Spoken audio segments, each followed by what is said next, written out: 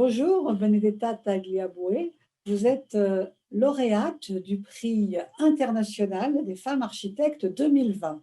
Vous êtes ex aequo avec Anna Ehringer, mais laissez-moi vous dire que le jury vous a trouvé toutes les deux formidables, chacune dans votre style. Bravo, Benedetta. Vous êtes contente, j'espère. Je suis très contente. C'est fantastique de revoir un prix. Et ce prix, c'est très important pour moi aussi. Le prix femme architecte, c'est fantastique. Et d'être avec une grande architecte, grande amie comme Anna Heringer, c'est un honneur, vraiment. Donc, je vais dire quelques mots au sujet de ce prix. Donc, ce prix est un prix international, mais français également. Donc, nous avons commencé en 2013 et nous avons fait le prix avec le support du ministère de la Culture, du pavillon de l'Arsenal, de l'Ordre des architectes, des Ciments Calcia, de BNP Paribas Real Estate, de Cogedim, de Unibail Rodamco Westfield, Bâti Actu, Théma Architecte, et le journal de l'architecte, qui est un journal français et belge en même temps. Et ce prix a également le soutien de la région Île-de-France et de la ville de Paris. Donc, vous êtes ex aequo cette année avec Anna Ehringer. Vous êtes la formidable lauréate Tagliabue de l'agence Mirales Tagliabue. Et donc, vous allez nous dire quelques mots au sujet de votre agence, comment vous l'avez fondée, et aussi sur votre curriculum vitae. Comment avez-vous démarré l'architecture? D'où venez-vous? Où allez-vous? Je nais à Milan, je suis italien, mais j'ai étudié à l'université de Venise. Venise, c'est une ville fantastique, mais j'étais très inquiet et je voulais connaître plus. Et j'ai fait un voyage pour terminer mon carrière à New York. Et là-bas, j'ai connu beaucoup de gens intéressants. Et avec ce gens intéressants, j'ai connu une architecte à l'époque jeune et plein de talent. Il était Eric Miralles. Et avec Eric Miralles, je suis venue à Barcelone à vivre. Et ils nous ont fait une agence ensemble parce que c'était impossible de ne pas travailler avec Eric si tu étais avec elle. Eric a disparu dans l'année 2000. Et après ça, j'ai dû faire architecture seule, mais avec une team de personnes fantastiques et toujours avec cette idée que nous avons avec Eric de faire une architecture plein d'émotions, d'inventions et toujours un petit peu expérimental. Pour ça que c'est très joli pour moi d'être architecte. C'est une profession très dure, mais aussi très, très jolie, merveilleuse. Une belle aventure, en effet, qui vous a permis de travailler dans différents pays. Donc, Barcelone, c'est la ville où vous vivez actuellement, et vous avez réhabilité ce marché Santa Catarina. Pouvez-vous nous expliquer votre projet? Santa Caterina, c'est un projet que j'aime beaucoup. Et toujours, je dis que nous avons fait ce projet parce que nous étions très égoïstes. Notre maison, c'était très près et ceci, c'était notre marché. Mais il n'était pas très fantastique à l'époque. Il était très décadent, très gris. Et pour ça, nous avons pensé de les rénover. Nous l'avons proposé à la ville. Et comme un miracle, nous avons commencé réellement à faire les projets. Et c'était comme ça, et c'était vraiment une image de la ville ancienne de Barcelone à l'époque des années 90. Et la rénovation, c'était porter couleur, porter ouverture, porter une énergie rénovée dans ce lieu que c'était très décadente. Et les couleurs sont ça, sont la félicité d'aller à le marché, de trouver la fruit, les produits fraîches, de faire conversation. C'est un lieu très, très plein de vie. Et ce vie, nous le voulons donner à toute la ville. Nous avons une histoire très spéciale avec ce marché. Notre fille a pris le nom de ce marché. Santa Caterina, notre fille c'est Caterina, et Domenic, qui est le monastère qu'il y avait ici, c'était dominicain. Pour ça que ceci, c'est un projet très enlacé avec notre vie. Magnifique. Et là, nous allons aller voir un autre bâtiment de vous, qui est le pavillon espagnol à Shanghai, que vous avez réalisé en 2010 en Chine. Pouvez-vous parler des matériaux On m'a parlé comme d'une écorce, comme une écorce qui est toujours répétée, mais identique à la fois. Donc, un magnifique projet que vous avez dessiné, j'imagine. J'aimais beaucoup la Chine. Je voyageais à la Chine quand j'avais 18 ans et il était très important pour moi. Et pour ça, faire cette compétition pour le pavillon d'Espagne, c'était très important. Et il demandait de faire des choses en relation avec le futur de la ville. Ils nous ont pensé que le futur de la ville devait être en relation aussi à la campagne, à l'artisanat, à la manualité.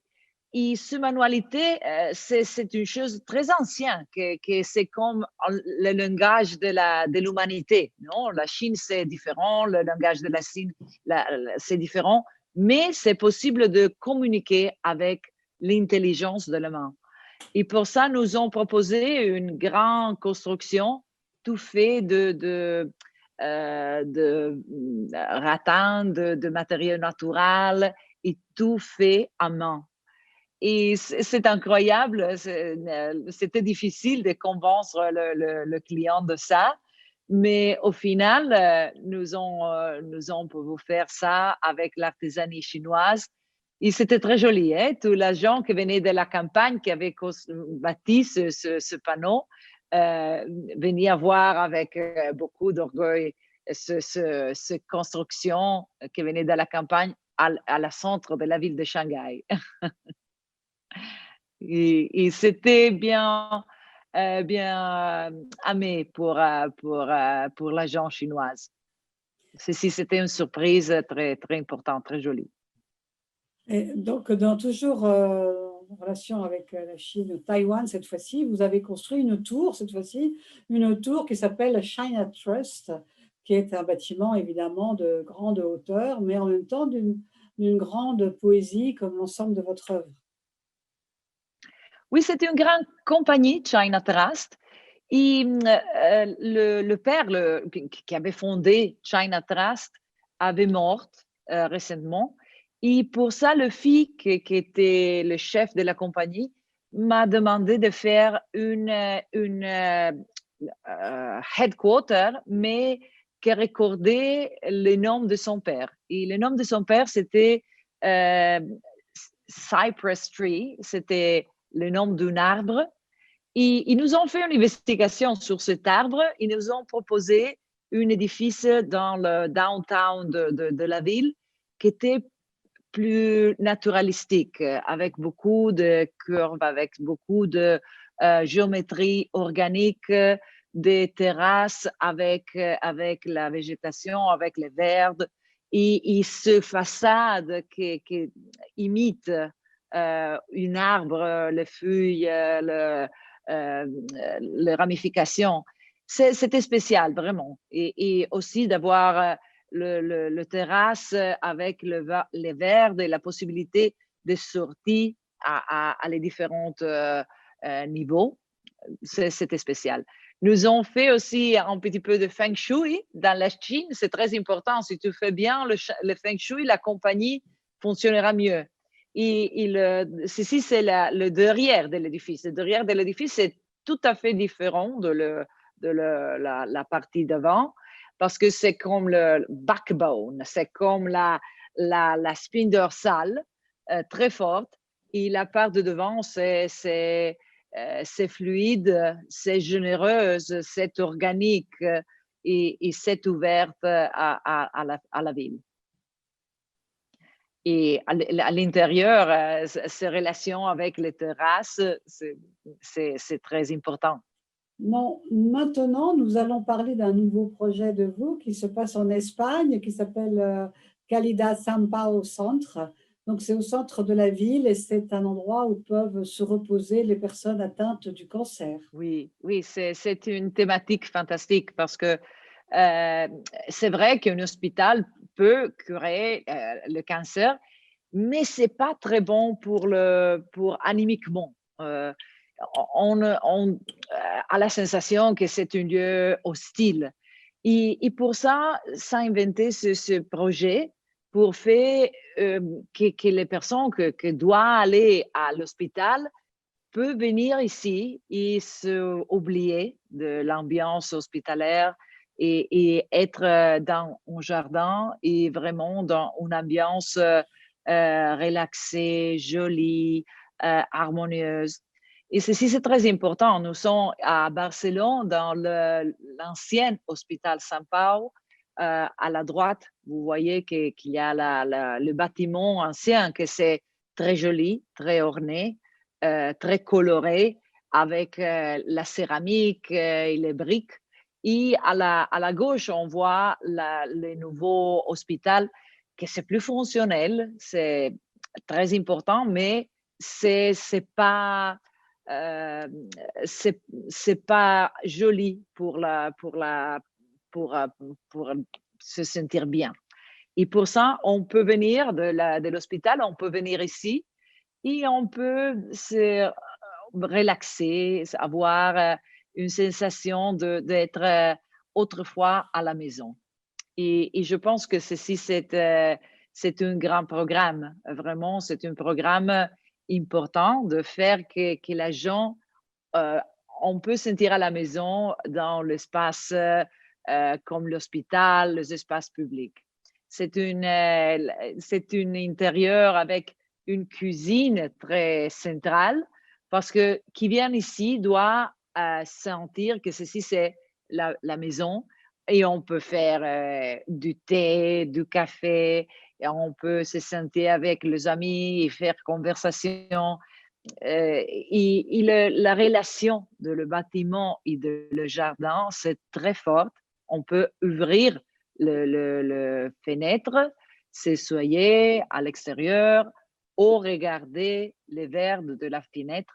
Et ces relations de la nature et la personne, c'est très important et c'est part du programme. Et avec ce édifice ici, je pensais beaucoup que l'architecture peut être comme une médecine, peut être curative. Et nous, les architectes, nous devons faire le maximum que nous pouvons pour découvrir quelles sont les architectures les plus acceptées, qui donnent félicité. En effet, on se sent déjà à l'aise rien qu'en voyant les photos. Maintenant, nous allons changer de pays. Nous venons à Paris, à Romainville. Et nous allons analyser et regarder avec vous cette salle des fêtes que vous avez faite dans un bâtiment réhabilité et avec une extension. Racontez-nous un peu ce projet. Ah oui, ceci, c'était un projet de rénovation pour un pavillon qui était le pavillon de fête, qui était très important à Romainville. Mais Romainville voulait plus d'espace, nécessitait plus d'espace pour faire du culture, pour faire des activités différentes. Et nous ont fait un projet qui maintenait le pavillon et le rénovait avec une nouvelle image, mais aussi donnait plus d'espace. Il y a l'ouverture au jardin. C'est quand le jardin vient dans la rue. Et aussi la possibilité d'entrer d'ici dans les nouvelles salles. Il y a des salles très, très bien équipées pour faire des différentes activités. Et la mémoire de l'édifice, c'est subrayé. Et je pense que de cette manière, l'ancien pavillon de Pologne, qui était le monument ici central de Romainville, c'est plus identifié, plus posé en évidence. Et je pense que c'est un édifice qui parle de la félicité, qui parle de la joie, qui parle du vert et de soutenabilité. Les arbres sont très près. Il y a ces relations avec le vert et les arbres, la forêt, et aussi l'industrie de la ville de Romainville, avec une industrie de l'acier. Et ici, l'acier, c'est la peau de l'édifice, mais c'est traité d'une manière qu'il devient naturel, il devient joyeux, il devient léger.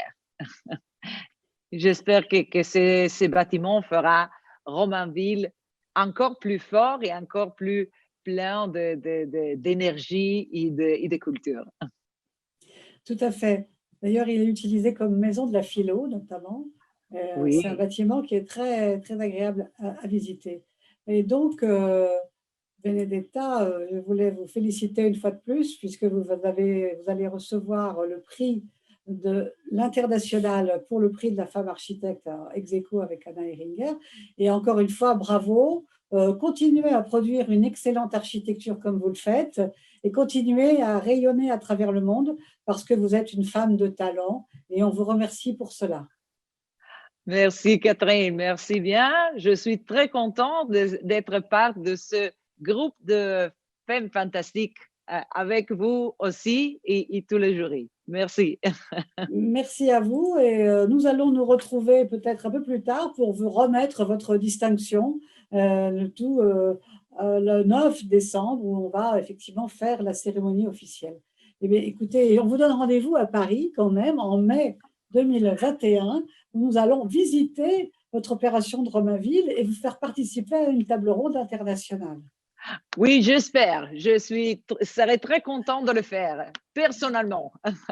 Eh bien, écoutez, je vous remercie et bravo encore et toutes nos félicitations pour votre magnifique architecture. Bravo. Merci et au revoir. Au revoir.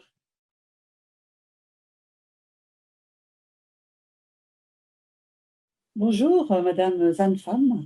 Vous êtes maire adjoint à la ville de Romainville, chargée de la culture, et vous avez appris que Madame Benedetta Tagliabue a reçu le prix de la femme architecte pour une œuvre qui est réalisée chez vous, donc le prix international pour le bâtiment qui pour moi est la maison de la philo. Qu'est-ce donc ce bâtiment? Ce bâtiment, c'était l'ancien palais des fêtes qui correspondait historiquement au bâtiment de la maison de la Pologne pour l'exposition universelle. Et donc, ce bâtiment est emblématique de la commune puisqu'il est, depuis des dizaines d'années, le lieu des réunions, des fêtes, des spectacles pour les Romainvillois. Il était important de rénover cette structure pour répondre aux besoins et aux nouvelles attentes de la population, à savoir la population de Romainville a grandi, s'est étendue et a eu soif de culture et besoin de nouvelles activités, d'un nouveau lieu pour pouvoir accueillir les différentes propositions. Ces propositions étaient de nature diverse, c'est la programmation de la ville de Romainville, la programmation culturelle en danse, en musique, en cirque contemporain, mais aussi la demande était forte par rapport à la pratique philosophique à tout âge. Et c'est pourquoi la Maison de la Philo, qui était historiquement à la médiathèque Romain Rolland de Romainville, a déménagé dans les locaux du pavillon. Ce bâtiment correspond aux attentes de la mairie et des usagers? Effectivement, l'espace proposé et la lumière qui baigne ces différents espaces sont tout à fait adaptés à recevoir tous les publics de tout âge dans toutes les envies artistiques qu'ils expriment. Est-ce que vous êtes honorée en tant que représentante de la mairie de Romainville de ce prix et avez-vous un mot à dire à Tagliabue au nom de la mairie? La ville de Romainville est fière de voir une femme architecte reconnue dans son travail pour l'ensemble de sa carrière, pour l'ensemble de ce qu'elle a construit en direction des gens. Et avez-vous un mot à dire à cet architecte, par exemple, pour la féliciter?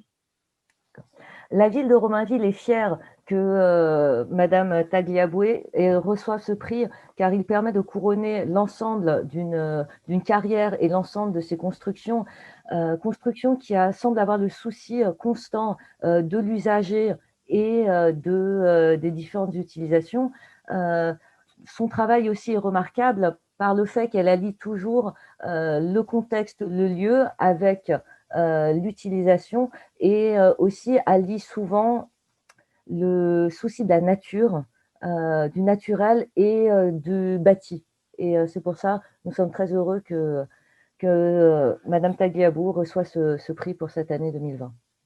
Je vous remercie et nous viendrons visiter l'année prochaine cette opération avec les représentants de la mairie si vous le voulez bien. Nous vous accueillerons avec plaisir. Merci Madame la maire.